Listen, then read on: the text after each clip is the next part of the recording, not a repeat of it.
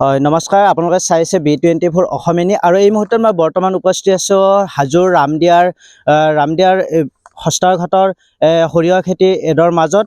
কিয়নো দেখা পোৱা গৈছে বহিৰাজ্যৰ পৰা এদল যুৱক আহি মৌ পালনৰ সংগ্ৰহত ব্যস্ত হৈ পৰিছে যুৱকসকল। যি সময়ত অসমৰ লাখ লাখ নিবনুৱা যুৱক যুৱতীসকল বহিৰাজ্যলৈ ঢাপলি মেলে, ঠিক তেনে সময়তে আমি দেখিব পাইছোঁ বহিৰাজ্যৰ পৰা আহি বাহৰ পাতিছে, সৰিয়হ মৌ পালনত ব্যস্ত হৈ পৰিছে। আমি কথা পাতিবলৈ যত্ন কৰিম তেখেতসকলৰ লগত।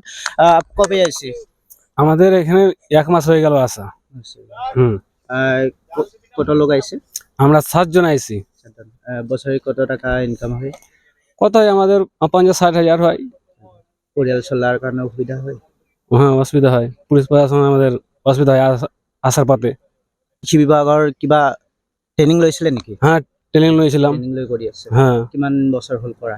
আমাদের 15 বছর হয়ে গেল করা। 15 বছর। হ্যাঁ, প্রতি বছরে আহে ইয়াত? প্রতি বছরই আমরা আসি এই হাজোৰ জায়গায়। ভিন্ন প্ৰান্তত আহিছে নেকি আৰু লোক? না, আমৰা শুধু আইছি এখানে আৰ ব্ল্যাক পাৰ্টি আইছে।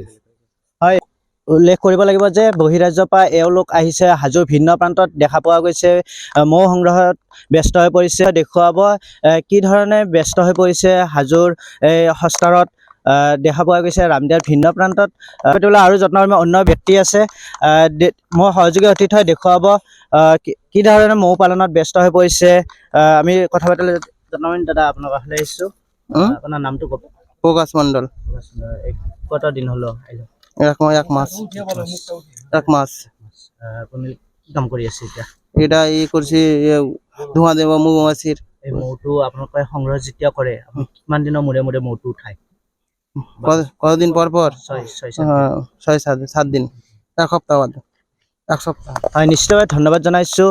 বহিৰাজ্যৰ পৰা এইসকল যুৱক আহি বাহৰ পাতি হাজোৰ ভিন্ন প্ৰান্তত দেখা পোৱা গৈছে। আমিও B24 অসম এনিৰ জৰিয়তে আজি দেখুওৱাৰ কাৰণে চেষ্টা কৰিছিলোঁ এই মৌ সংগ্ৰহত কিদৰে ব্যস্ত হৈ পৰিছে এইসকল যুৱক বহিৰাজ্যৰ পৰা আহি। হয়, হাজোৰ পৰা মই মৃদুল মজুমদাৰ।